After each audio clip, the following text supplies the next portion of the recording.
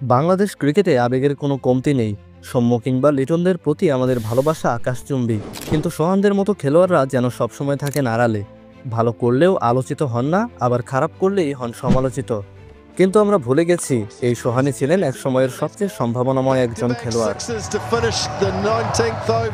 সম্প্রতি যখন আমরা তার পুরো ওয়ানডে ক্যারিয়ারের পরিসংখ্যান অ্যানালাইসিস করছিলাম, তখন চোখে পড়ল কিছু অবিশ্বাস্য তথ্য, যা দেখে সত্যি অবাক হয়ে গিয়েছিলাম।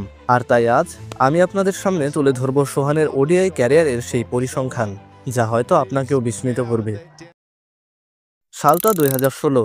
নিউজিল্যান্ডের বিপক্ষে ওয়ানডে ক্রিকেটে অভিষেক হয় নুরুল হাসান সোহানের, একজন 22 বছর বয়সী তরুণ প্লেয়ার, যার মধ্যে প্রতিভার ঝলক দেখা গিয়েছিল প্রথম থেকেই। 2 ম্যাচে করেন যথাক্রমে 24 এবং 44 রান। প্রথমবারের মতো আন্তর্জাতিক মঞ্চে একজন তরুণ খেলোয়াড়ের এমন পারফরমেন্সের পর স্বাভাবিকভাবেই বাদ পড়ার কথা নয়, কিন্তু বাস্তবতা ছিল ভিন্ন। সেই পারফরমেন্সের পরই সোহান দল থেকে বাদ পড়লেন দীর্ঘ 5 বছরের জন্য। 2021 সালে আবারও দলে ফেরেন সোহান। জিম্বাবুয়ের বিপক্ষে খেলেন 45 রানের অপরাজিত ইনিংস। মনে হয়েছিল হয়তো এবার তার দীর্ঘদিনের জন্য দলে জায়গা পাকা হবে, কিন্তু না, আবারও বাদ পড়লেন 1 বছরের জন্য। তারপর 2022 সালে ওয়েস্ট ইন্ডিজের বিপক্ষে সুযোগ পেলেন। 2 ইনিংসে করলেন যথাক্রমে 20 এবং 32 রান। 2 ম্যাচেই অপরাজিত ছিলেন। এমন পারফরমেন্সের পরেও সোহানকে দলে রাখা হয় না, বরং তিনি বাদ পড়লেন অনির্দিষ্টকালের জন্য। একবার ভাবুন, একজন মিডল অর্ডার ব্যাটার যার 5 ইনিংসে 82.5 গড়, তাও সেই 5 ইনিংসের সবই বিদেশের মাটিতে, তবুও তিনি দলে জায়গা ধরে রাখতে পারলেন না। তবে জাতীয় দল থেকে বাদ পড়ার পরও থেমে যাননি নুরুল হাসান সোহান। ডিপিএল 23-24 মৌসুমে ব্যাট হাতে ছিলেন দুর্দান্ত। এই 2 মৌসুমে 29 ইনিংসে 1006 রান করেছেন, ছিলেন 6 বার অপরাজিত, গড় ছিল 44, যেটা একজন মিডল অর্ডার ব্যাটারের জন্য যথেষ্টই প্রশংসনীয়। এরপর 2025 মৌসুমে নিজের সেই ধারাবাহিকতাকে নিয়ে গেছেন আরও এক ধাপ উপরে।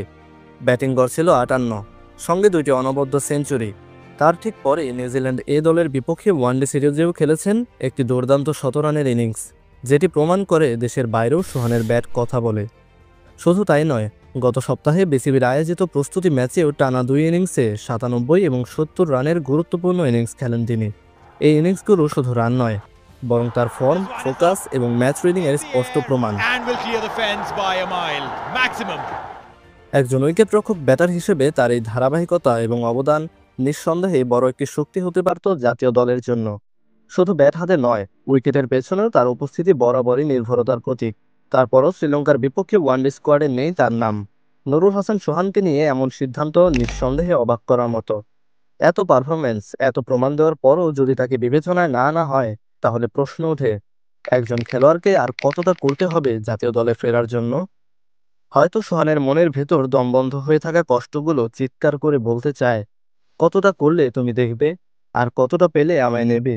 স্বপ্নগুলো কি তবে ভুল ছিল? লড়াই করাই কি পাপ? সম্প্রতি এক সাক্ষাৎকারে সোহান বলেন, জাতীয় দলে খেলাই আমার স্বপ্ন। ক্লাব বা লিগ ক্রিকেটে ক্যারিয়ার শেষ করার কোনো ইচ্ছে ছিল না। সবটুকু দিতে চেয়েছি দেশের জন্য, মেধা, যোগ্যতা, চেষ্টা সব। হয়তো সুযোগগুলো কাজে লাগাতে পারিনি সব সময়, তাই আক্ষেপও আছে।